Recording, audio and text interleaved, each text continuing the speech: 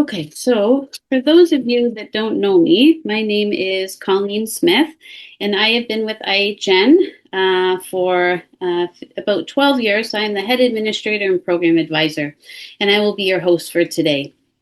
So we have a wonderful mix of people, a lot of students that I recognize, and a lot of alumni, so welcome. But for those of you that don't know us and are just getting to know us, we are proud to say that IHN is in its 30th year. Amazing. So we have been training people to become practice-ready holistic nutrition practitioners in 12 to 24 months. So you're not just certified, but you're ready to work with real clients when you're done studying. So I would like to welcome our guest speaker today, Julian. So today's webinar is going to be on hidden infections in chronic illness, biofilms, Lyme, and the terrain. So Julian is a grad of IHN, and he is the founder of Cima Health, which is a functional and terrain-based nutrition practice where he specializes in chronic and complex health conditions. So just quickly, before I throw it to Julian, welcome, Julian, and thank you for joining us. I just want to point out that I noticed earlier that you're missing a tooth, so we'd love for you to, before you kind of go into your presentation, maybe you can just share a little bit about that with us. And welcome. Of course, of course, that's always the starter, right? So my background too is a former semi-pro hockey player. So obviously, growing up, lots of hits to the face, and that's how I eventually kind of lost my tooth, right? And to this day, I kind of just I keep it empty. Just I think just people know that's me now, and I'm comfortable with that. So um, I show it with passion. And just to touch a little bit back about my bio. So I am certified nutritionist, obviously from IHN. I did do additional also education with functional medicine consulting. Um, yes, again, the tooth, former OHL athlete, played for Ottawa 67s, Kitchener Rangers, and went to also go play hockey at Western University. I just want to talk a little bit about, as I forgot to mention, about my clinical or not or my past history. So I come from a background of chronic Lyme and mold toxicity. So I ran around for 8 years or so, doctor to doctor, practitioner to practitioner. No one can figure it out until finally a functional medicine doctor, diagnosed me with multiple systemic infectious disease syndrome, which I had multiple Lyme infections, mold toxicity. And at that time it was very overwhelming because the straight functional medicine approach was, here's the labs, treat the labs, and that's it, right? They didn't look at the terrain component, right? And it got to a point where, I fully kind of lost everything. And eventually, I went to IHN and IHN, after learning about more of the holistic roadmaps, learning about the individualism, learning about the dietary, the different types of diets, I started implementing my own structure, and I saw a complete 360. And then as I went through school, I started implementing my own strategies from, hey, holistic nutrition, more terrain kind of based model, and then understanding more of like the functional medicine approach. And came out of graduating. I was getting to myself to about 80% better.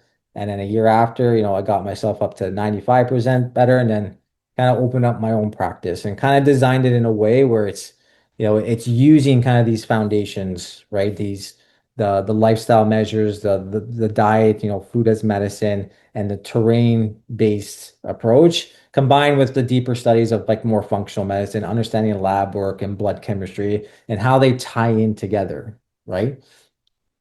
So chronic illness is like an iceberg, right? So most healthcare focuses on the visible part of the iceberg, the symptoms, right? So you have a whole host of symptoms. You see fatigue, you see digestive issues, you see chronic pain, you see hormonal imbalances, right? But in these complex chronic illnesses cases, the deeper drivers are often below the surface of the iceberg, right? So the hidden layers of stealth infections and biofilms, they do play an extreme important role here and how the terrain sets the stage, right? So the deeper layers in any individual, and they always be different, are again chronic stealth infections. That's the topic today. So, for example, like Lyme disease, other viral infections.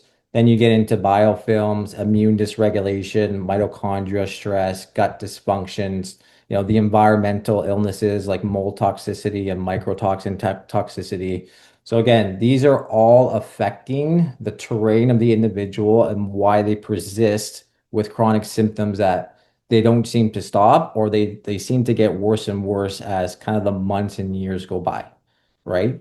And the very important part too is the vagal and limbic system dysregulation. That's the whole central nervous system component, right? So that plays a huge vital role nowadays where you see the central nervous system playing a key role in these, hey, chronic infections or chronic symptoms that are chronically persisting all the time, right? So symptoms are, again, only the visible tip. The deeper layers often determine why symptoms do persist.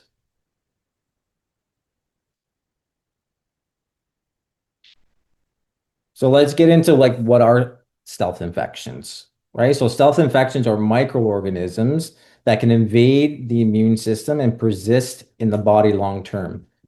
Instead of causing obvious acute illness, these pathogens may exist at low levels and contribute to chronic inflammation and chronic symptom patterns. They can include things like, again, bacterial infections like Lyme, Bartonella, protozoas like Babesia, viral reactivations such as like Epstein-Barr, for example, and even fungal organisms. So the next question becomes, why do these infections persist so long in the body? When we think about infections, we usually think about like acute illness, right? Someone has something acute, we go treat it by the doctors with antibiotics, or it's something you catch, again, that's treated, and then there's the recover from it. But stealth infections behave very differently than acute infections. So these organisms can actually persist in the body at low levels for years and often evade the immune detection. So that's why they're called chronic stealth infections, because they're literally hiding from the immune system, right? So instead of causing obvious acute like symptoms, like acute like illness, right? Like a flu, for example, they may contribute to just chronic inflammation and complex symptom patterns that can be difficult to trace back to a single cause. That's where the complexity and the confusion comes about to the individual and also to, hey, other practitioners like doctors, for example, right? But if these infections can persist for years, the next question becomes, but why are they persisting for years? So these infections often exist at lower levels and may not appear on conventional lab testing, which we'll get into conventional lab testing and why it falls short later. So why do these infections persist? So three categories. We have immune evasion, we have biofilm protection, and we have the terrain vulnerability, right? So stealth infections can persist for these several reasons. So first, some pathogens have evolved ways to evade the immune system, right? They're very smart, right? They can hide inside tissue or alter their structure to avoid detection. Again, the spotlight's off, they can hide out and no one can kind of see them. The second part is that a major focus of today's talk, microorganisms can form biofilms, right? So protective communities that shield them from immune attack and treatment. So they basically build these little huts and they're just hiding out and they have this protection mechanisms covering them. The third component, the body's terrain, plays a major role. So the person's course of life, which is their terrain, sets the stage to, again, why these persistent infections actually exist in the body, right? And then how those infections now play a downstream effect and upstream effect in the body. So again, going back to the terrain, how it's a major player. So when the internal environment is weakened, whether through gut dysfunction, toxin exposures, for example, mold toxicity, or just chronic stress, the pathogens can persist more easily and they actually gain more strength. Again, month after month, year after year, because it's wear and tear the body as well. So to understand why these infections are so difficult to address, we need to take a closer look at biofilms, which is the missing piece of, again, going back to the symptom picture, why are these symptoms always chronically presenting in the individual? When we talk about chronic infections, one of the most important things to understand is that these organisms have evolved several strategies. Microbes have been adapting to human immune system for thousands of years, and many of them have developed mechanisms that allow them to persist in the body rather than simply causing an acute infection and disappearing. So again, just to touch upon the immune evasion, so many pathogens have the ability to evade, right? So basically hide from the immune system. Some can actually change their surface proteins, which is, for example, like Lyme. Lyme can change into three different forms, right? Some can hide inside the cells. Others can shift into less metabolically active states. So when that actually happens, the immune system may not fully recognize or eliminate the organism, which makes it a persistent type of infection that's causing that inflammation. The biofilm protection. So this is another major survival strategy is when these biofilms are actually forming. So creating that kind of colonization, the mucus kind of huts, we like to call them. So biofilms are structured microbial communities, right? And they create this protection. So the matrix acts almost like a physical barrier, making it harder for the immune system and the immune cells, or even antimicrobial agents and antibiotics to actually reach what's in the cell or in these biofilms. So the infection isn't necessarily gone, it's simply just protected, right? The terrain, then we would, the third factor is the terrain, sorry. When detoxification pathways are overwhelmed, when the gut barrier is compromised or when the immune system is dysregulated, the body becomes less able to keep these organisms under control. So that's why the terrain almost sets the stage again to why these chronic infections do exist and the symptom patterns. They keep on getting more heightened and they're staying there more prolonged periods of time.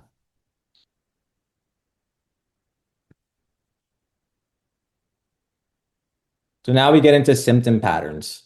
So common symptom patterns in chronic infections. So you have neurological, you have inflammatory, you have systemic, and you have digestive. There are many more, but these are the common ones and patterns we see. So from anything neurological, you have brain fog, anxiety, depression, you have your headaches, you have your memory decline, you have your vertigo types of sensations. That's the whole autonomic nervous system piece. Your inflammatory patterns, so anything pain related, whether we say nerve, muscle, joint, always chronic inflammation, swelling in different areas of the body or swelling in different joints of the body as well. Systemic, chronic fatigue, hormonal dysfunction, temperature dysregulation, heart palpitations. So we get into what's called POTS, posterior orthotachycardia syndrome. So again, that's just autonomic nervous system dysregulation, creating basically systemic symptoms. Digestive, so anything from bloating to GERD to IBS to, hey, I react to more foods now or I didn't react to before, and gut dysbiosis. So again, having that imbalance between your good guys and your bad guys.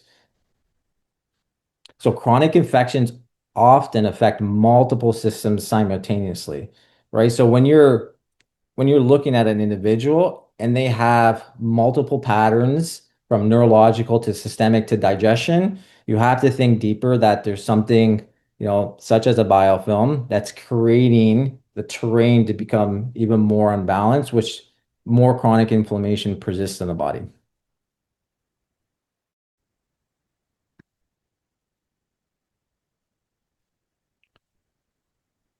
Now let's get into biofilms. So what is an actual biofilm, right?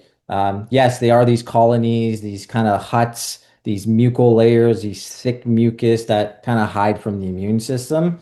So understanding the unique features of biofilms in chronic illnesses is a very key role to understand.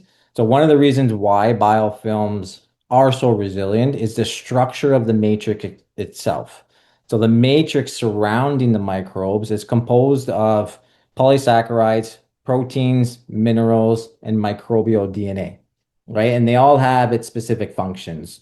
So polysaccharides, so the structure scaffold that hold the biofilm together. So think, again, that mucus layer that's grabbing things together. And then you have your proteins, which are your enzymes and your structural components of it. Your minerals, the minerals will strengthen the matrix, again, that protective mechanism, and increase stability, so make it actually stronger. Microbial DNA, they help reinforce the biofilm structure, right? And with these biofilms too, they get stronger and stronger. So the matrix actually increases more stability. So they start off, like little huts, and then they build to basically houses, eventually build into skyscrapers. So again, they're building and getting bigger and bigger as the inflammation is just on chronic 24/7, right?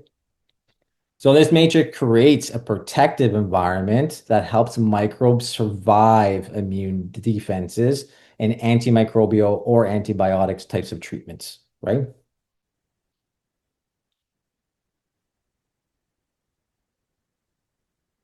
So just continuing on biofilms. So biofilms are not just something just random. They're not just random clusters of microbes.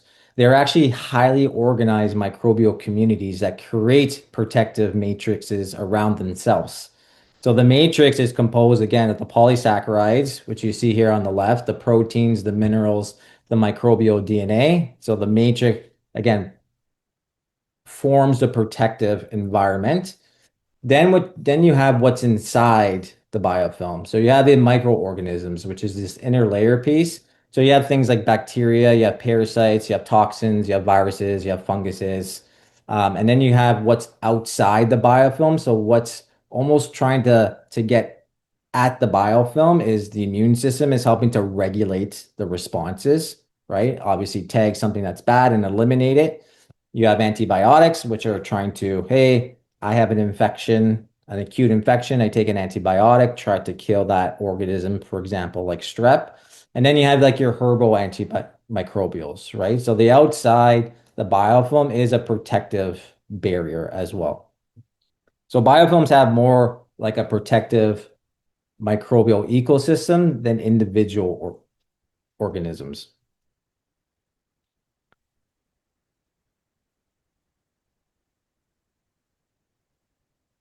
So why do these biofilms actually matter in clinic?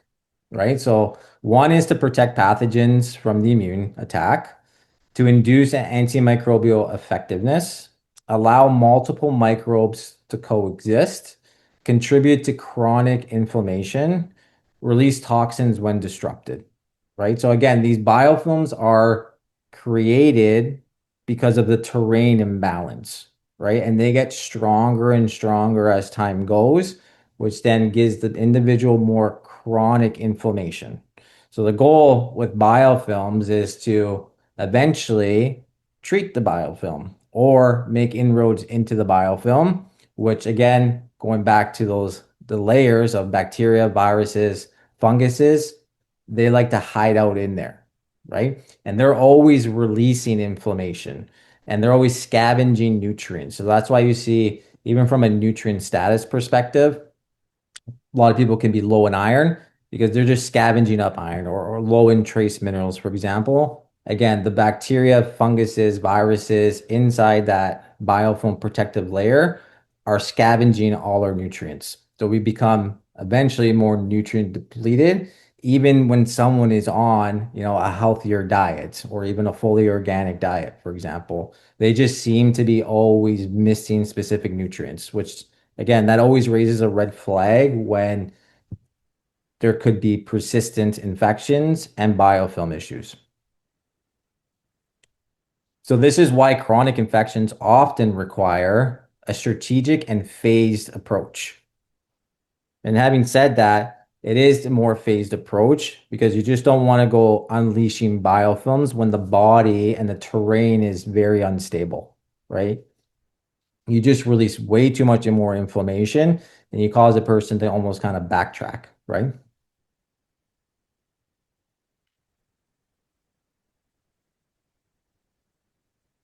So let's talk a little bit about Lyme disease and chronic illness. So Lyme disease is caused by a bacterium. Borrelia burgdorferi is that one specific, species. There are many species now. There's, North American strains, there's Asian strains, there's European strains now. So there's way more research into the Lyme field as well. Typically, they are transmitted primarily through tick bites, but there are studies now showing that there are other sources of transmission. And newer studies now today are showing that it can be passed in utero, right? Which is very interesting and how I believe it how it ties into the terrain theory, right? How, Lyme can be there in a whole host of people and not present with symptoms, and they can cause dramatic symptom picture in someone else, right? So Borrelia is known for immune evasion, tissue migration, neurological involvement, the ability to persist in the body. So these are what's called persister cells, right? So again, persister cells are always releasing chronic inflammation into the system, which when we have chronic inflammation in the system, again, the downstream effects of that inflammation is going to attack basically more of the genetic weaknesses of that individual. So that's why, again, the symptom picture will never ever be the same in each person. Every person is going to present with different clusters of symptoms because we all have different areas of weaknesses or even injury sites as well, which play a role in scar tissue formation as well. So a little blurb about, my kind of take on Lyme disease nowadays is Lyme is really a terrible term to describe what happens in a person infected with Lyme-related infections. It seems to imply and foster the belief that Lyme is a typical infectious disease that can be eliminated in a manner similar to that of other infectious diseases, again, like strep throat, pneumonia. But Lyme disease is about multiple chronic intracellular inside the cell biofilm infections that have slow progressions, harmful effects upon the body's functional process, which in turn creates new problems. So again, tying that back is, the infection, the persister cells, the biofilms, they're creating downstream effects. And that's where you see neurological issues, digestive issues, systemic issues, chronic fatigue, muscle wasting in a lot of these people. So Lyme disease can affect multiple systems and often presents with complex symptom patterns.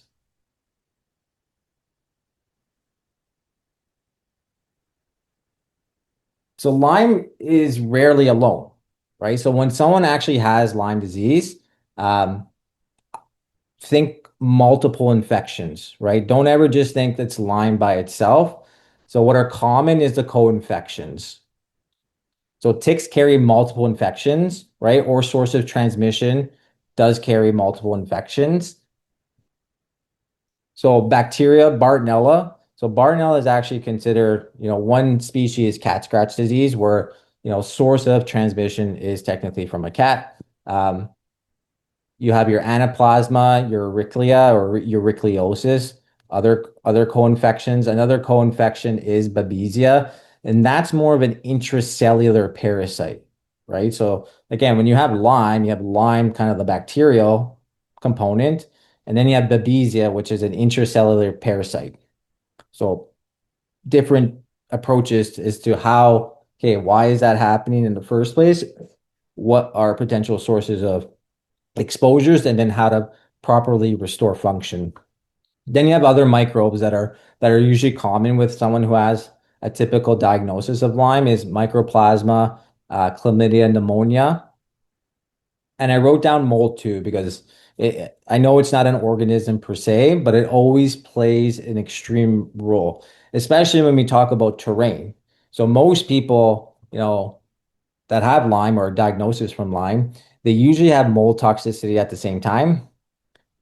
Another key role is that usually one sets the stage for another. So if someone's exposed to mold, has been living in a moldy environment, that can dampen the immune system down and almost activate those Lyme specific bacteria, right? So the progression is immune suppression, which then, hey, my terrain now has become unstable, which makes these infections start to flourish, right? They're not an acute infections, right? We can get sources of these infections earlier on in life, and they can be stable until the terrain traumas happen, which then sets the stage for these infections to persist, right? So I wrote mold down because I think it plays a key role. Lyme disease is an infection with Borrelia, Babesia, Bartonella, and Ehrlichia organisms. So over time, the definition, I believe, as now describes it as a complex of chronic infections that cause immune system dysregulation and gastrointestinal and neuroendocrine, which is basically the nervous system and the hormonal system, among other downstream ramifications that occur in the body as a result of chronic infections. So all these problems affect the body's capacity to function and interfere with its homeostasis or balance. So again, tying it back in with the terrain, right? Today, people say that they have Lyme disease. Others tend to think that they just referring to a single problem in the body, a Borrelia infection. Again, it's never about the one infection, but Lyme is a complex of infections that affect the functioning of people's bodies differently and profoundly, depending on their strengths and weaknesses, right? So why Lyme can become chronic, right? So factors that may contribute to the persistence. So one of the reasons Lyme can actually contribute to chronic symptoms is the way Borrelia interacts with the host environment, right?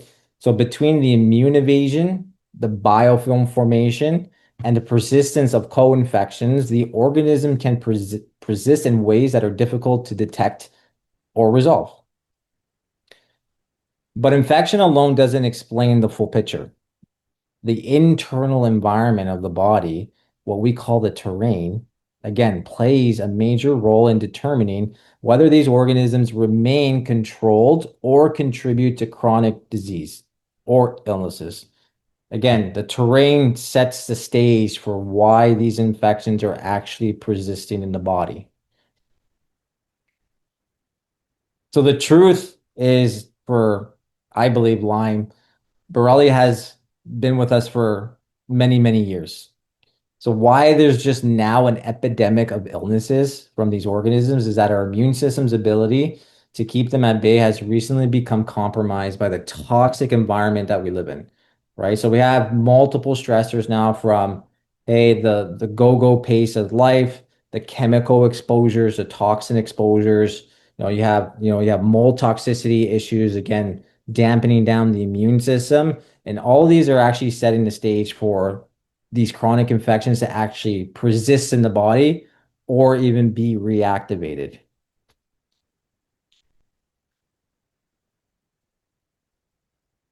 So let's get into the terrain versus the pathogen, right? So what determines the outcome? So in conventional infectious disease models, the focus is typically on identifying the pathogen and eliminating it, right? I have strep throat. I go to the doctors. I get prescribed amoxicillin or penicillin. You treat it and you're supposed to be a-okay, right? But the functional, integrative, and holistic approaches also consider the terrain, so the internal environment of our body. So again, factors that can be included. So for example, gut health, what's our detoxification capacity? How well is our immune system, like our immune resilience and our nutritional status, all influence how the body responds to these microbial exposures. So this helps explain why two people exposed to the same organism can experience very different outcomes, right? Because again, you're just slowly looking at one infection, but usually the person has multiple infections and then they have a different terrain, right? They have more chemically induced, again, more potential mold issues, more stress in their life, and then tying it back into like, hey, what are weaker areas in this body that the immune system is going to attack, right? The whole autoimmune type of issues, right? So again, pathogen focus, again, what the microbe is, what drug it uses, how quickly can it be eliminated? So example, like a bacteria or a virus, And then again, for the terrain focus, ourselves as his holistic practitioners, we always ask why the body is vulnerable, right? What is weakening resilience? Why does the microbes actually persist and continue to persist, right? And cause all the downstream effects, again, nutrients, inflammatory issues, detoxification issues, gut issues, and gut dysfunction. So health outcomes are always determined by the interaction between the pathogen and the terrain. So that's very important.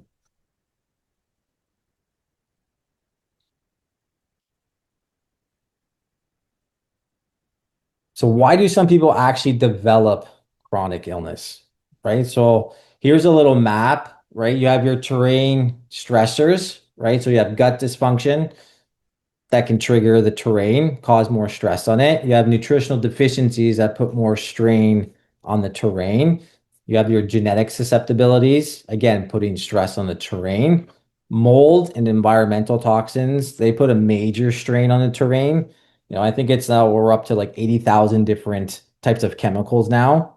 And it seems to be growing every year.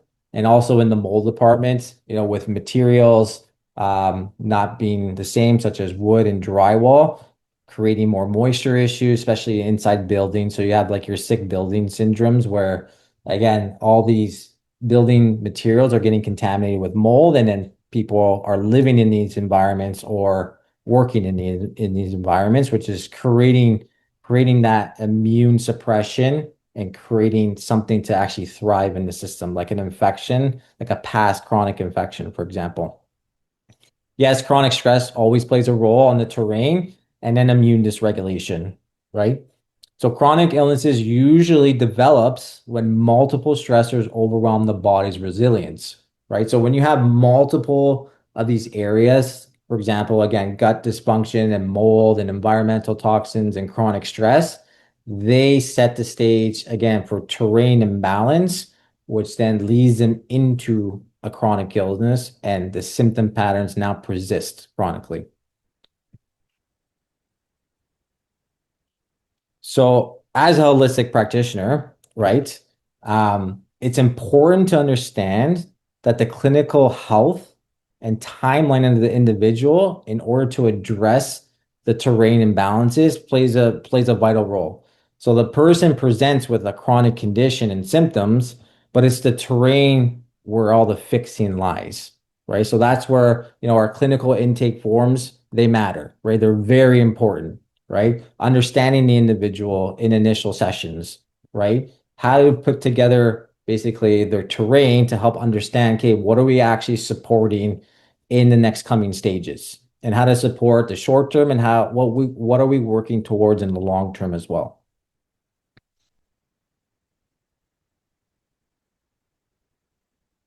So this is what a resilient terrain looks like, right? So the terrain can be simplified into basically these three major systems. So you have the immune regulation component, you have the detoxification component, and you have your gut health component. Obviously, gut health plays a vital role. 80%, as we know, of our immune system is created in our gut. So from the immune system, we have immune regulation. So you have your Th1s and your Th2s. We want those specifically balanced. We have the inflammatory control. We have the microbial control, right? Keeping the bacteria, the viruses, the parasites in harmony, right? Gut health, why it plays a role is because the microbiome balance, the barrier integrity. So, the term leaky gut, right? We have our nutrient absorption, which happens in the small intestine. Then we get into detoxification, our liver function, our toxin elimination, our lymphatic support. Again, the triangle that builds resilience to the terrain that keeps these opportunistic types of organisms at bay. So when these symptoms are supported, the body is better to regulate infections and to regulate systemic inflammation a lot better.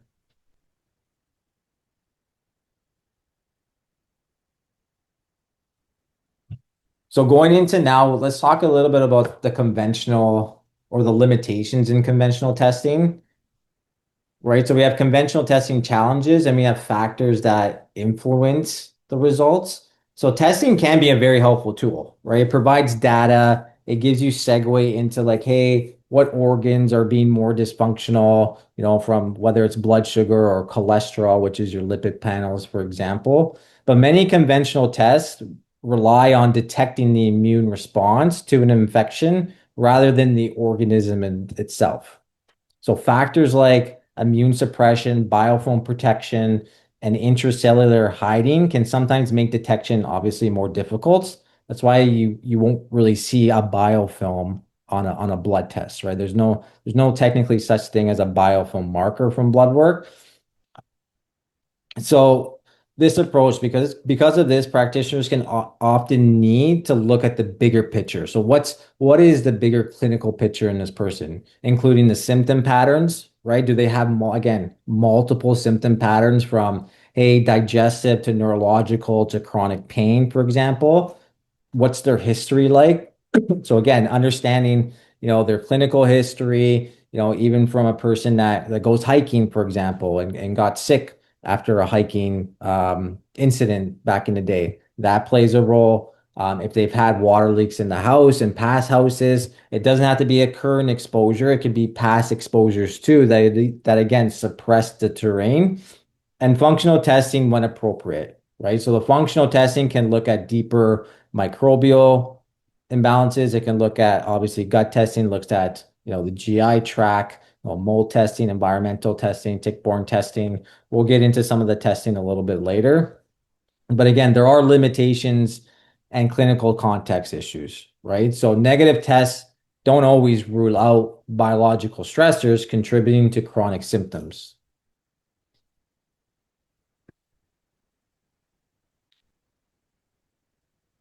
So let's get into some functional lab testing in chronic illnesses. So tools that may help provide additional insight.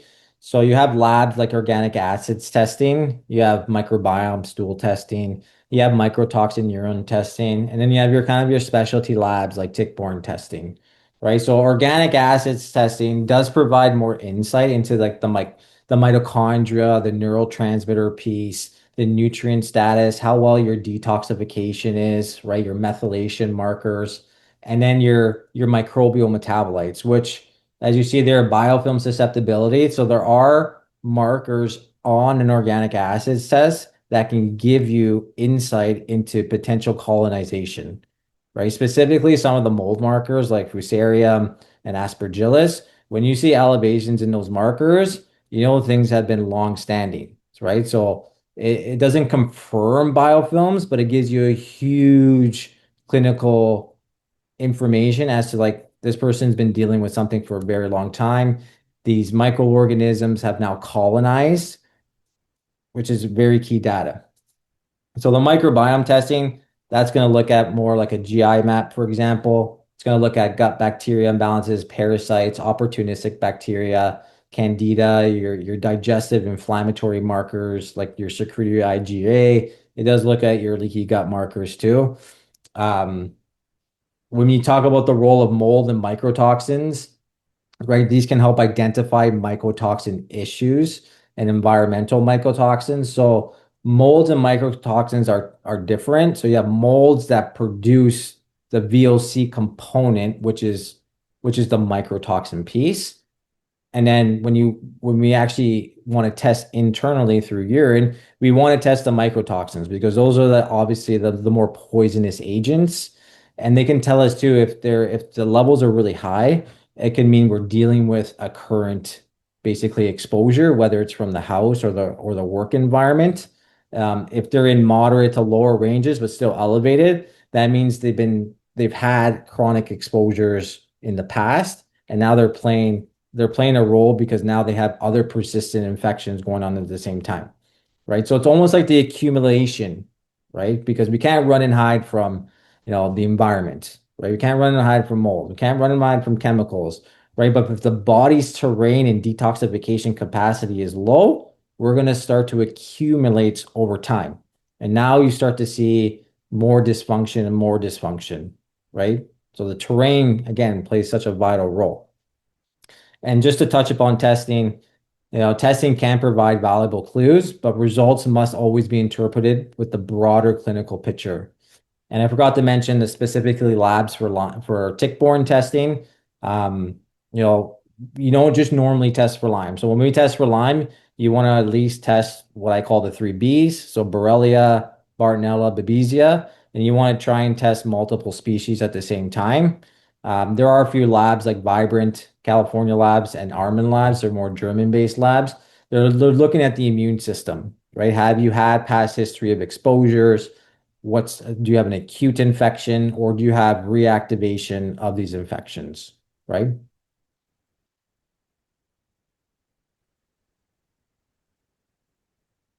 So we'll get into a little bit of how to manage an individual when they have chronic illness such as biofilms, mold, Lyme disease. So before addressing deeper microbial levels, it is often helpful to stabilize the terrain. That's the goal always first, stabilize the terrain. This may involve supporting gut health, detoxification pathways, the nervous system regulation. I think that plays such a key role nowadays, and addressing inflammatory processes such as mast cell activation. So most of these people with chronic infections like Lyme and biofilms, for example, I find most of them have mast cell activation and histamine intolerance issues. Technically, they're two different. You can have mast cell activation on its own. You can have histamine intolerance on its own. Sometimes you can have them both together. But the way to support mast cell and histamine could be very different as well, right? There are some things that overlap, but again, going back to a lot of these chronic cases, particularly those involving Lyme or mold exposure or environmental illnesses and biofilms, all majority are going to have mast cell activation syndrome and histamine sensitivities, which again, they play a major role in symptom patterns because a lot of the symptoms, they all overlap. So it gets very confusing as like us practitioners, and gets very frustrating to the individual. They don't know what's really driving the symptom picture, right? That's why the nervous system and autonomic nervous system play such a key role, which induces mast cell activation issues, right? So by stabilizing the systems first, we help improve more resiliency and reduce the likelihood of strong reactions when deeper interventions are introduced, like antimicrobials or high aggressive herbs, for example, or increasing the need for liver detoxification, right? So in this phase, you have mast cell histamine support. So again, building that stability, inflammatory control. So there's things like vitamin C, Borrelia C, quercetins, the luteolins, sure, a low histamine diet. You have the nervous system regulation component. So, okay, how do we manage their stress from their lifestyle, for example? How do we work on the limbic system, which basically is our fear system, right? And again, we talked about a little bit about POTS. That's the autonomic nervous system dysregulation, right? And there's tools like magnesium threonate, the amino acids like theanine and GABA. There's FSM, which is frequency specific microcurrent. Those are actually frequencies that they're kind of hooked up onto you. You have breath work and you have other lifestyle interventions. Drainage and detoxification. I believe drainage plays a key role. So you have liver function, bile flow, you have the lymphatics, you have hydration and trace minerals, right? And examples could be binders, right? Like your humic and fumic acids, for example. You have bitters that can stimulate bile. You have PC, which is phosphatidylcholine, which I found to be a huge component because phosphatidylcholine can actually get down to the deeper cellular level and start rebuilding the integrity of the cell. So it acts like a protective mechanism from all the onslaught and inflammation that the individual is getting. And it also works as a bile component, right? It can help stimulate a little bit bile, get their digestive function back on track. You have TUDCA bile salt, and you have other mineral support. Gut support, right? You have the microbiome, you have our digestive capacity, right? Usually they're going to be lower in people. They can't produce enough stomach acid, for example. And then you have integrity, the leaky gut component, right? So things that can be supportive are like systemic enzymes, like the zinc carnosines, the slippery elm, the butyrates, right, which are your short chain fatty acids, can play a role. And I find that the butyrates are actually more of an anti-inflammatory, specifically to the gut. So that's been very useful. And then always, the foundations. anti-inflammatory types of diet. They can do a low histamine diet as well. So stabilizing the terrain helps reduce inflammation, and that's the goal always with phase one. How do we reduce and stabilize as much as possible? Which prepares the body for deeper interventions, right? Chronic illness, chronic infections, biofilms.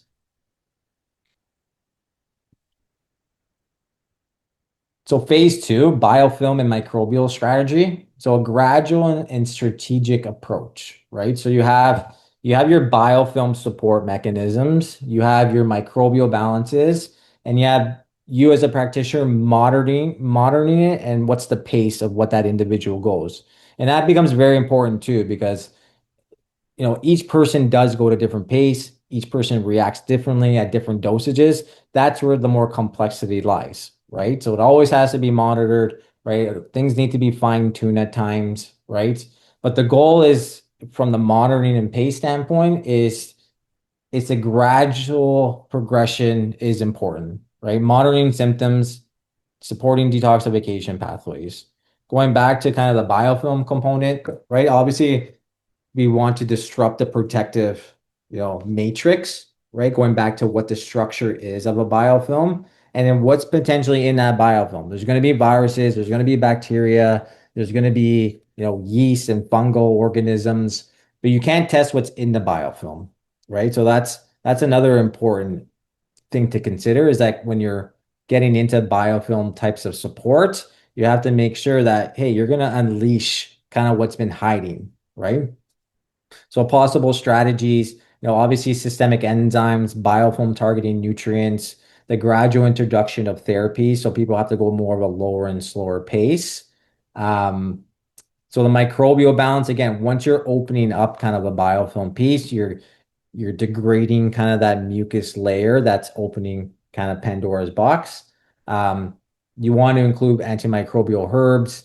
You want to have balancing strategies for the microbiome, and you want to have specific, more targeted protocols, meaning that you want to be targeted to like, hey, if someone does have, positive Lyme, or parasites or fungal or mold issues, that's where the antimicrobials change, right? Not everyone will use the same antimicrobials. Some will use formulations, some will use single herbs.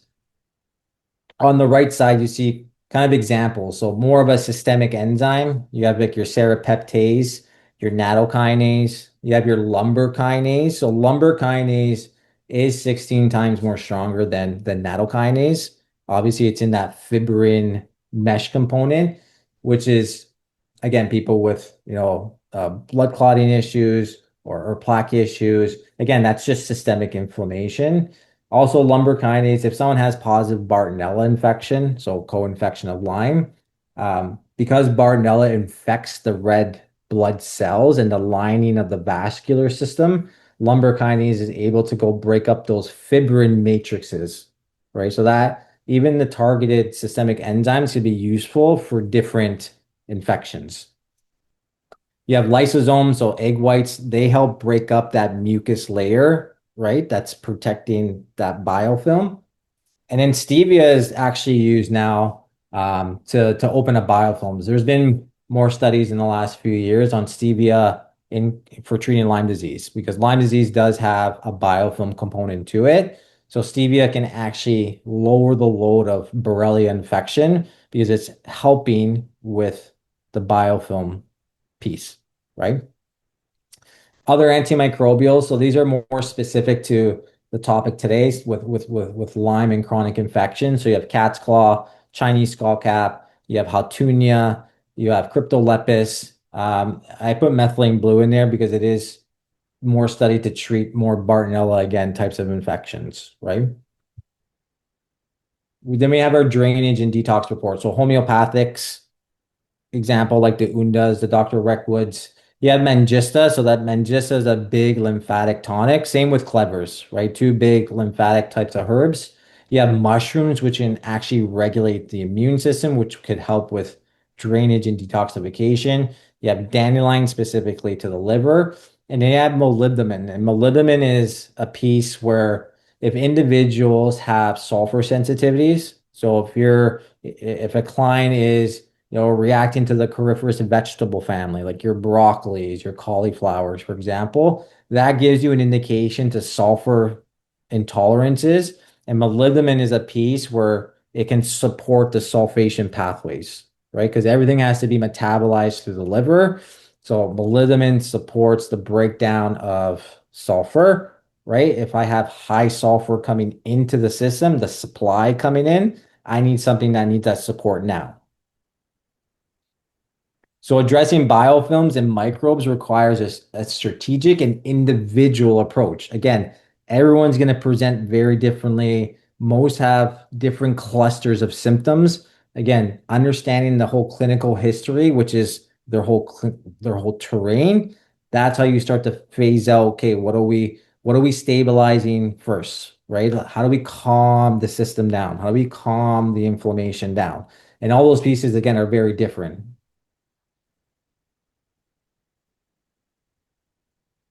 So when you get into kind of phase three, the recovery and long-term resilience, the final phase usually focuses on more rebuilding resilience, right? We want to build on longevity. That's the goal always for people. So chronic illness often places significant stress on the systems like mitochondria function, the microbiome, the immune dysregulation, or the regulation component. So supporting these symptoms help restore the balance and reduces the likelihood of future setbacks.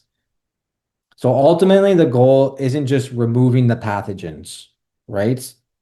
It's helping the body regain resilience, right? So you have pillars. You have four pillars. You have your mitochondria support pillars. You have your microbiome rebuilding. You have your immune regulation, and you have your lifestyle foundations, right? So when you go look specifically at mitochondria, right, you focus things on like energy production, which an organic acids test can give you indication on your mitochondrial markers, right? For example, like citric acid and succinic acid, um, my B vitamin status, right? So with B vitamins, you can get very specific on which types of B complexes to include.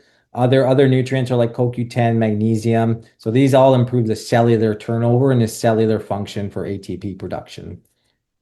When you look into the role of gut health, the whole microbiome rebuilding, that's when you think probiotics and prebiotics and fermented foods, for example. Again, people are not going to be able to tolerate probiotics and prebiotics and fiber foods at the beginning stages with like more of these chronic illnesses, chronic infection piece because they're so sensitive to, hey, higher amounts of fiber, which can feed bacterial issues. Probiotics are higher in histamine, right? There's a lot of strains that create more histamine. So you're actually almost feeding inflammation, right? When you think immune regulation, right, focuses is always on nutrient repletion, sleep optimization, stress management, and keeping more of an anti-inflammatory diet. Against keeping that immune response as calm as possible, right? Always trying to regulate inflammation. And then lifestyle functions or foundations. So you have nutrition quality. So you have organic foods, you have grass-fed meats, you have Mennonite chickens, for example, you have wild fishes, you have exercise, you have movement, whether it's a sport, whether it's going to the gym, whether it's just outdoor activities. You have your circadian rhythm, so the whole, hey, regulate my get up and sleep time, right? Sure, red light can help induce that as well. You have your environmental awareness, which I put very big emphasis on the environment, just because again, today I feel like we're just bombarded with more toxins, and again, I find mold playing a more bigger issue in a lot of the people nowadays, right? So understanding even the environmental components can provide significant data to you and the client and help them restore their balance in their terrain a lot better too, right? So the goal is not simply again removing the pathogen, it's always restoring resilience and long-term health. That's always the number one goal. So this is a little case we can go through. So we have a clinical presentation. We have an individual that presents with fatigue, brain fog, digestive discomfort, joint pain, anxiety, sleep disturbances, food sensitivities, numbness and tingling. Worse when snow melts, rain, humidity, library church. So that's a big clinical indication that, they have potential like yeasts and molds that are growing internally in the system because they're reacting to more moisture in the environment. Or, libraries and churches, they're older buildings, so they tend to harbor more mold spores and higher amounts of mold.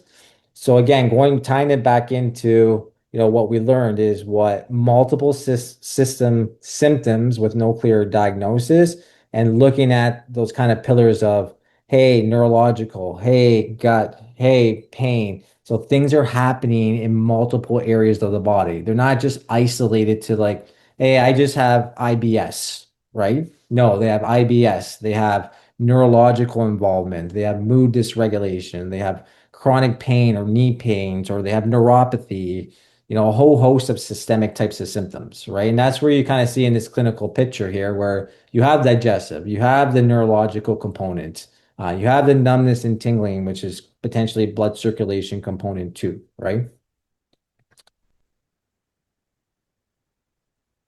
So with further testing from a functional lab perspective, so organic acids test on the left. So the first page does show microbial overgrowth. So it does look at things like yeast overgrowth, bacterial overgrowth, C. diff, like your Clostridias. And again, marker 6, as you see, it's an elevation in Aspergillus, which is a type of mold. And again, when these levels become elevated, there's a big susceptibility that they likely have biofilm issues, right? So again, these things have been long-standing and now creating systemic inflammation and putting pressure on the terrain, right? Which is making infections flourish more or become reactivated, right? And that's where you see here, right? We ran a tick-borne test and we see positive markers for Borrelia, and we see moderate positive markers for Babesia. Again, these different strains, there's more testing and education and information now where it can test multiple strains of species. And these get very into like the science world on how basically the P30s to the P41s, those are different bands of Lyme. If you have, the specific bands, they're more aggressive types of bands. Again, North American strains, Asian strains, European strains. So you see an IgG positive, which means they've had past exposure to these organisms of Borrelia and Babesia, but also now you see red, which is now it's a reactivated. So now they're in an actual acute type of infection, right? That's persisting in the body, creating more systemic inflammation.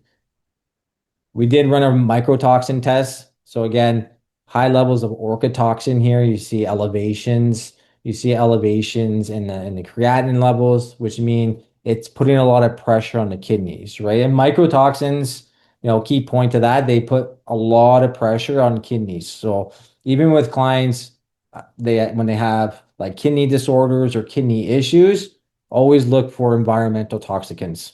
Because again, mycotoxins love to put pressure through the kidneys and cause a lot of dysfunction, right? So patterns across symptoms, history, and testing help guide clinical strategy, right? So very important, like the data can tell the story or help confirm things, but it's the clinical history, the intake forms, obviously the conversations, the initials that help build like your phase one, which is how do we stabilize and reduce as much inflammation as possible in the system before even progressing into, hey, when do I have to treat Lyme, or when do I have to actually use things to treat yeast, or when can I detox mold as well, right? That's where everyone is more individualized, and there's many other complexities involved in it too.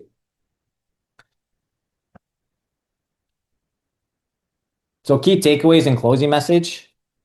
So chronic illness is often multifactorial. Again, there's multiple complexities going on at the same time. The role of biofilms will allow the microbes to just chronically persist, right? Chronic 24/7 inflammation. The body's terrain influences that resiliency. So again, looking at the terrain, looking at the dysfunction of the terrain creates more of the upstream effect, creating biofilms and chronic persister cell formation of these infections. So testing provides the clues, right? Not the full picture. Support should be individualized, strategic, and phased. So expanding the clinical lens, so holistic nutrition provides a powerful foundation for supporting health in complex chronic cases, considering deeper layers such as stealth infections, biofilms, and terrain may help practitioners better understand persistent symptoms and patterns. Thank you, Julian. That was fantastic. That was really fantastic. You have so much knowledge, and thank you for sharing it with us today.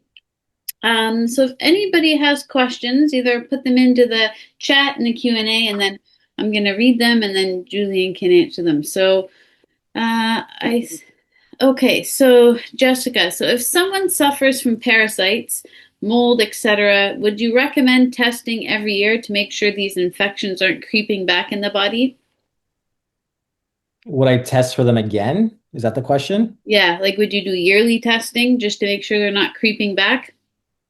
No. The reason why is because I parasites to me are not a root or cause. I believe parasites happen because of the terrain dysfunction. So what creates the environment for parasites to thrive, right? So if parasites are coming back and someone's retesting them because symptom picture is back, then you haven't dealt with the deeper issue, right?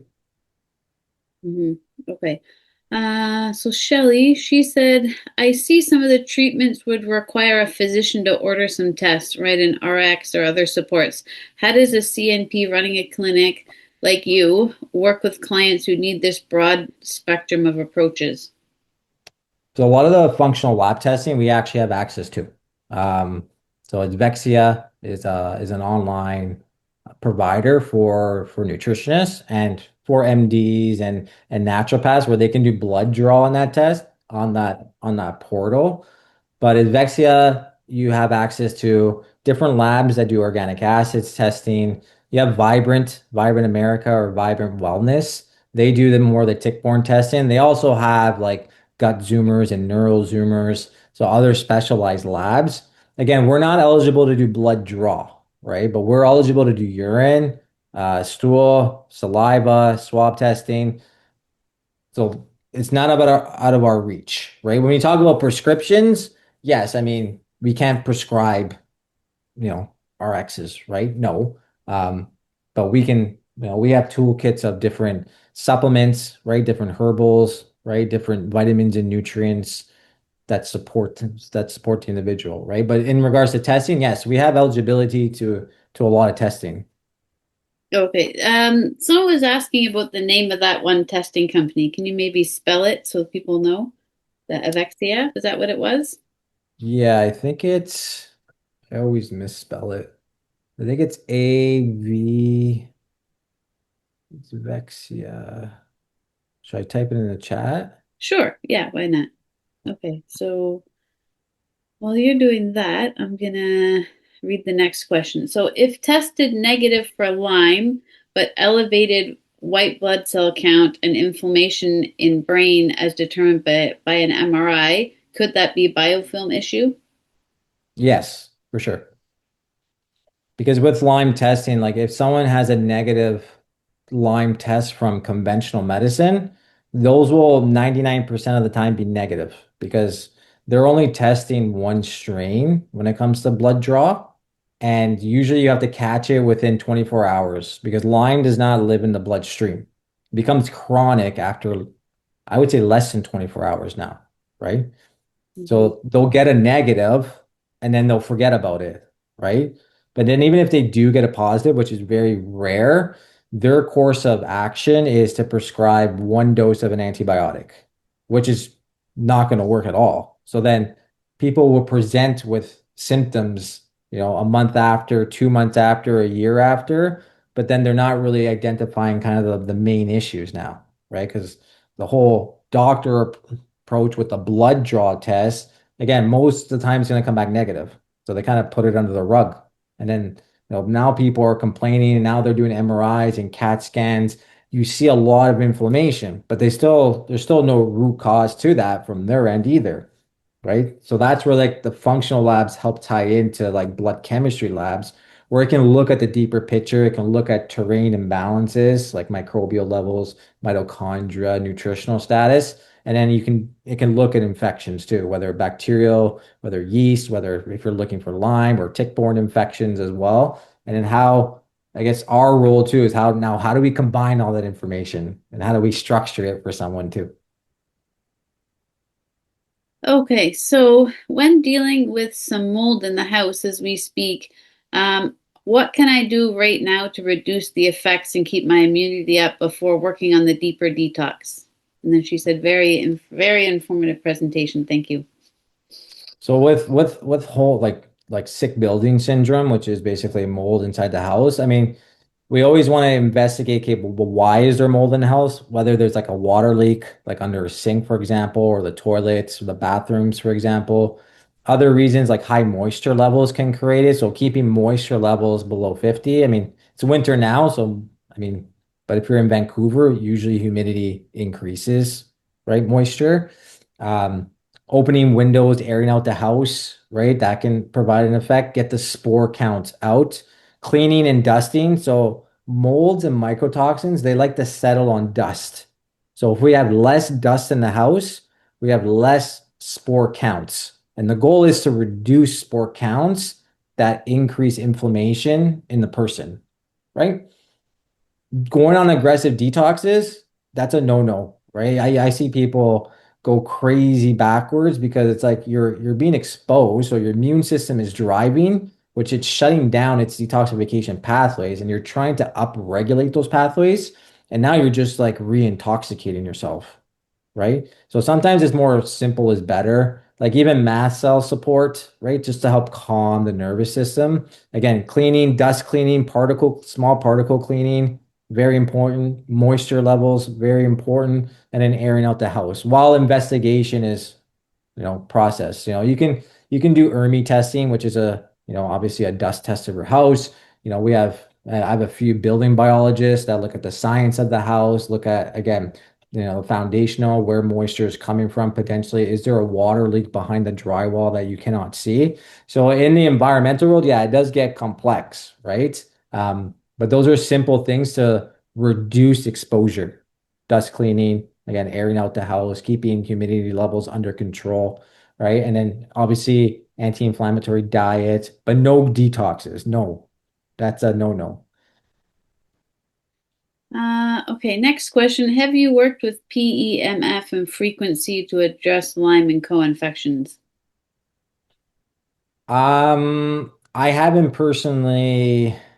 I don't do it in clinical practice. No, I have my own PMEF mat, just the basic four frequencies, just to help restore the nervous system component.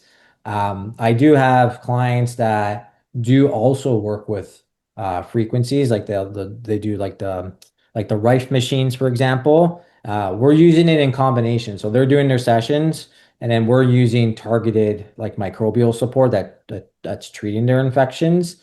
Um, I've seen people not have a great outcome with kind of the Rife machines. I've seen people have an amazing outcome with Rife machines. Um, I've used a Rife machine for myself in the past and it didn't do anything, right? So I think that's where like it's so just different in everyone, right? But there's lots of clinical research on like these Rife machines using the specific frequencies to kill that infection. But again, now how I think of it in regards to the presentation is that if you're just slowly going after Lyme, that's not the right thing either, because Lyme thrives in the environment of the terrain issues. So go look at the whole terrain and understand why Lyme is chronically persisting, right? Mhm. Are you aware of any functional tests for an underlying strep or staph infection? So depends. You have a GI map looks at GI strep and staph, right? For acute strep and staph, they'll be more like do the swab at the doctors, right? But that's a totally different treatment. If someone has underlying like chronic strep or staph infection, those are biofilm types of bacteria too. So for example, if someone's doing like like a GI map, and you see strep, staph, you see Pseudomonas on there, you see Morgellea on there that are elevated, those give indications too as potential biofilm producing bacteria, right? But actually, like acute strep, it's usually a swab test, which you have to go to either a walk-in or a GP. There's anti-strep testing, like I have kids like in the autism world with potential PANS and PANDAS. And one key marker is to rule out like, antibodies for strep induced. Those are more swab testing and like they swab either nose or they swab like anal swabbing, right? Um, because it's the virus that induces PANDAS, which is basically that neuropsychiatric component to their autoimmune issue. Hmm, okay. Can you help someone with topical steroid withdrawal? Can you withdraw from them? Yeah. Oh, yeah. I wonder if they're asking if you can, like you in your clinic. Yeah, I'm assuming you can help someone with topical Yeah, it's kind of using these basic strategies, right? So whether someone's on like high dose prednisone for years or steroid creams, whatever it is, right? So yes, the goal in the first term is how do we provide relief? Like not use it as frequently, right? They're not just gonna, hey, go cold turkey on these like medications or prescription lotions, for example. But as you start to stabilize and understand their history, right? That's where it's like a holistic nutrition, right? Sure, if you're doing like lab testing, they're going to be able to wean off like more at a slower pace, and they're not going to need it as often, which is a good clinical sign too. Like you're reducing inflammation, but to really come off of those like creams, you got to get to their root causes and build stability in the terrain. Okay, so this one's more so from Shelley. She said, so just to clarify, does that mean your clients don't have an option, don't have the option to have testing done that requires blood draw, or you coordinate with other health professionals, perhaps send a client directly to the lab or getting the results sent back to you? Yeah, so with blood testing, so say like a typical like you go with your doctors for, thyroid testing, your CBC counts, your B12 levels, your cholesterol panels. I say, okay, if you have a GP, like I'll say try and get as much blood work as you can, and I'll write down additional blood markers I want to see for them to give the doctor, like their GP. Um, my other option, again, it's having connections in the field, right? So like I also work at a naturopathic clinic where naturopaths can write blood work, but the only downfall with that is it's out of pocket. So like, hey, let's try and use OHIP because like we're paying for it. Let's try and get as much blood work as we can. If I need to see specific markers, then I'll have my connections, right? Hey, I need to see this. Okay, here's a life lab requisition if I need to see blood work, right? Again, I think blood work just tells a very snippet of the story. It's good data, right? But if someone's actually going to be spending additional funding, then I'm usually kind of recommending more of the functional lab testing. Like, what's the most valuable we're going to get from a lab, right? If we can't do all the labs, nor that I use all the labs at once. Usually, I'm running one or two labs. Um, and then if we need to investigate more into the deeper blood work, like specific, if I need the thyroid antibody testing, which my doctor doesn't give me, right? Then I'm like, hey, we can do a thyroid panel. But even us as practitioners, there's ZRT labs, and then you can run a comprehensive thyroid panel, and it's a blood draw test. So you can look at TSH, you can look at T4, T3, your thyroid antibodies. You can add in your elemental metals, right, to see if there's heavy metals too. Yeah, it's out of pocket testing, but for someone doing even like a thyroid panel from conventional, they're still paying for it, right? Um, so again, there are some functional labs where it's blood draw testing, which can give like like thyroid data too, right? And cholesterol. Okay, so one Sylvia has her hand up, so let's just see. I'm gonna allow her to just Yeah. ask her question live. So just let me find you in here. Where's Sylvie here? Okay.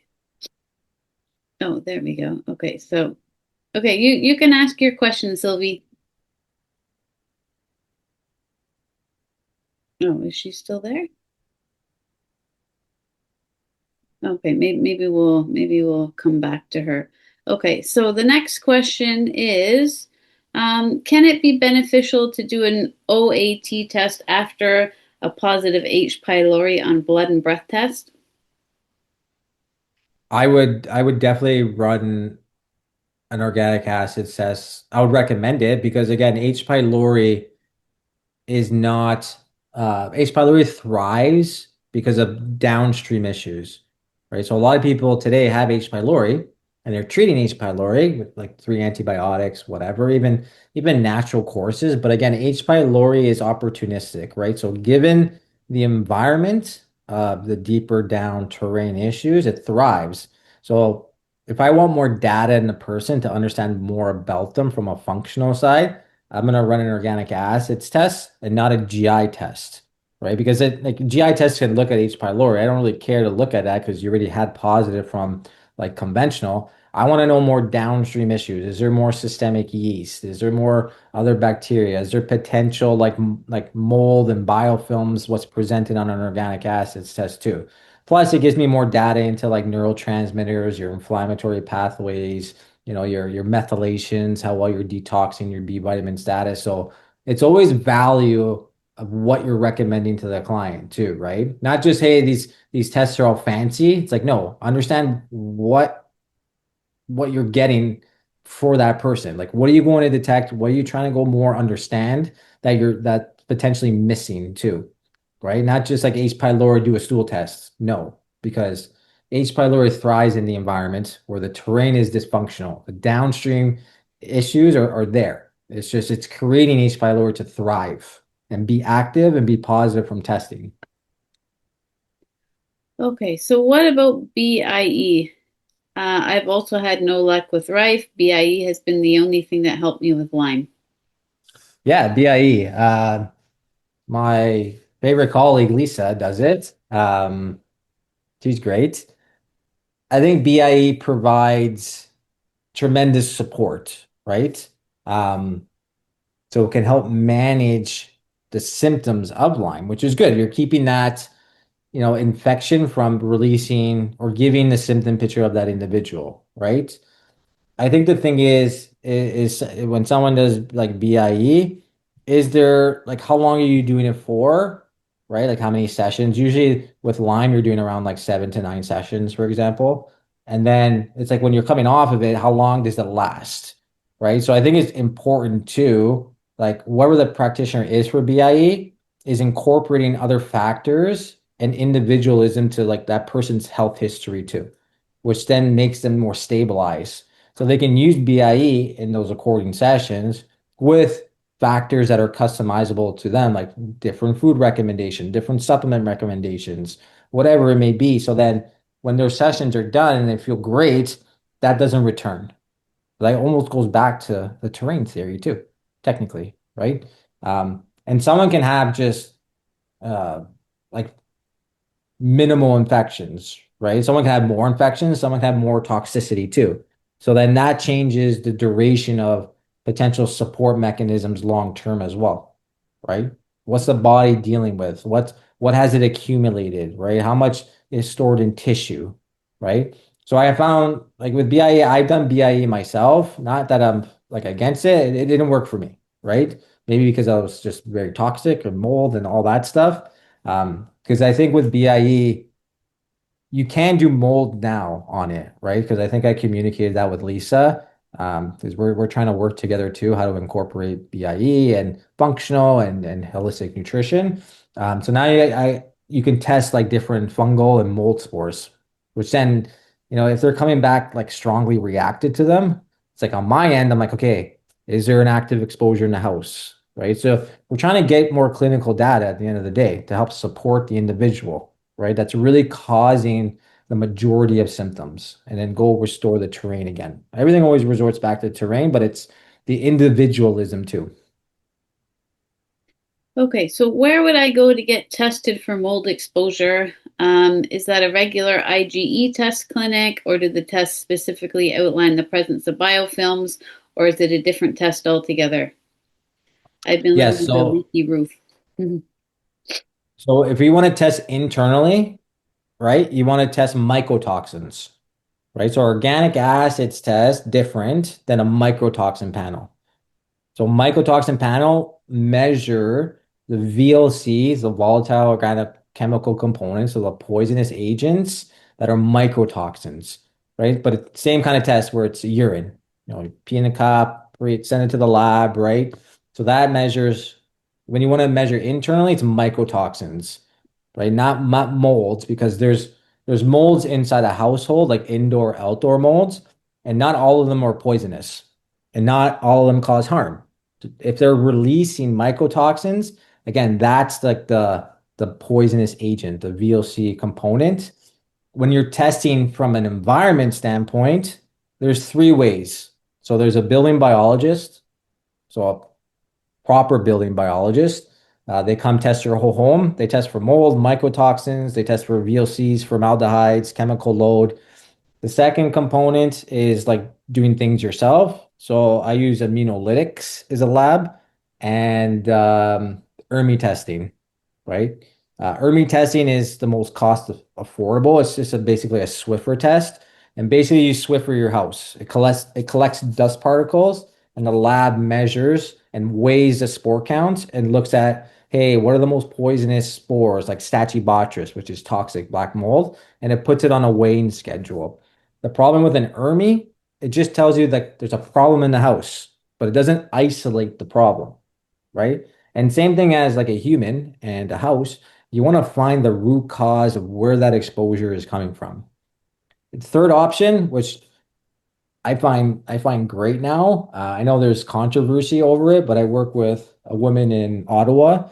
So it's a mold dog. So the mold dog comes to your house, uh, sniff around the house. It will scratch at areas where there's potential issues, right? So like a wall cavity, your HVAC system, your bathtub, right, or your shower, right? And basically they just mark it. They put a green tape and they mark it.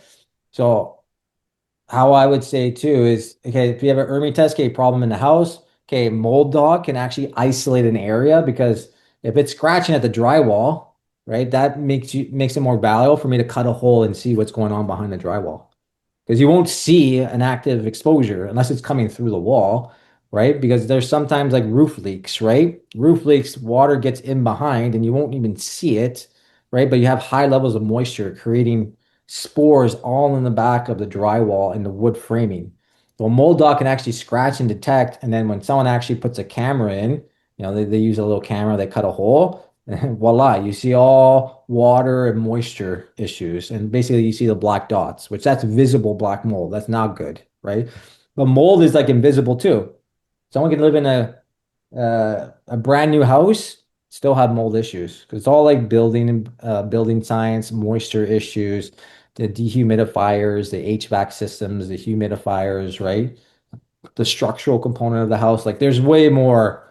I could talk about this too for like another lecture, but yeah, internal mycotoxin testing, external like ERMI testing and mold dogs and environmental biologists So, or so this building next biologists.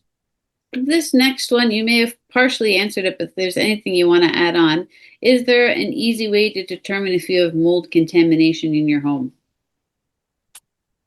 The simplest way in general would be an ERMI test, just because it's more cost affordable. And it tells you, do I have a problem inside the house? Right? Again, the negative draw to that is it doesn't tell you where the problem is in the house, right? Because the problem could be from just moisture issues, right? In general, like your humidity in the house is at 60, which it should not be at 60. It should be below 50 and below all the time. Um, but then again, from a building structure, now that someone has to be an expert and understand, okay, is there air coming in from the outside through the house that's creating a cold air, hot air mix, moisture issues, right? Are the windows like foggy? If your windows are foggy, right, you have a moisture issue, right? So you're actually making the environment for mold to grow. That's why it's like you don't have to see an active water leak. No, like you can see everything's perfectly clean and clear, right? But it's in behind the drywall potentially where hey, the building, when it was built, they didn't do it properly. The vapor barrier walls, right? But again, going back to the question, from a simplistic standpoint, ERMI just tells you if there's a problem inside the house, right? But it's not the full picture. So there's limitations on these testing too. Okay, and I think this is the last one. So is there any is testing reimbursable through extended health insurance? Um, I always tell clients to submit the receipts. Most do not get anything covered. I have seen a few people actually get covered. So I think it always depends on the insurance provider. If they have like wellness spending accounts or like additional insurance on their accounts.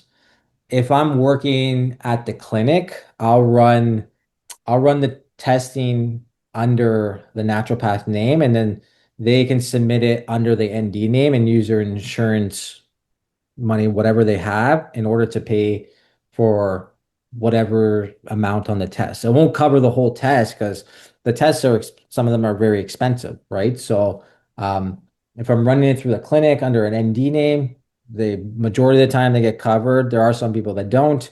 If I'm running it through Cima Health, um, I've seen less than a handful get some partial coverage from lab testing, functional lab testing specifically. Okay, and there's actually one more question. So, is there a safe yet effective way to do a thorough fungi and mold inner cleanse for humans? Yeah, when you treat, like, if you find mold and mycotoxins and like organic acids, fungal issues, yeah, of course, there's ways to support that as well. So that's like binders, that could be antifungals, that could be like supportive nutrients like phosphatidylcholine, that can be like detox support like NAC or other herbal support. So yeah, of course.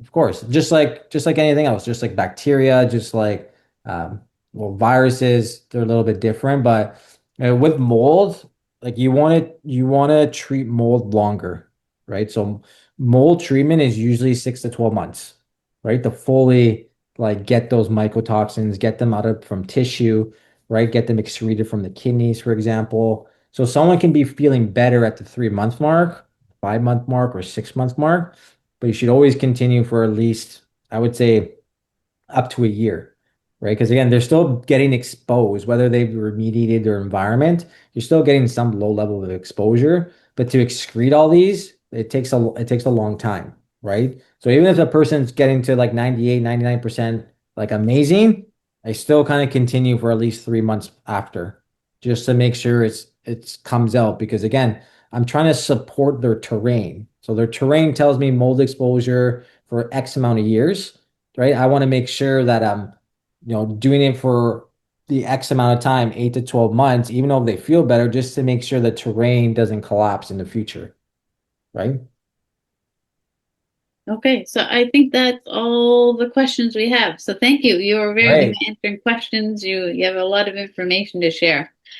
Yeah, there's lots of information. So if anyone has additional questions, concerns, they can always like reach out to me. Because there is more like data and information, right? So we kind of touched upon kind of like, the outer skirts, provide a framework, obviously, and how to think as clinicians too. Like thinking outside the box, thinking at a deeper picture, right? I think that's very important for us, right? Oh, so Rose is saying, how do we contact you? Instagram. I mean, I'm always on there. My Instagram will have all my kind of details, like my email. So I'm gonna put in my tag. I'll type it in the chat. So you can directly send me messages there. Again, on that, we'll have my email, my phone number. So whatever way, right? I'm pretty responsive. So yeah, whatever questions you need at any time, I'm here to help. I also provide practitioner like case reports, so people can book in with me, whether they have labs or without labs. They can book in a session with me and we can go over, if they need additional help on labs or just a complex case, we can have a session one-on-one too. Yeah. Okay, awesome. Okay. Thank you so much. And thank you all for attending, and have a wonderful afternoon and rest of the day. Awesome. Bye, everyone. Bye. Bye.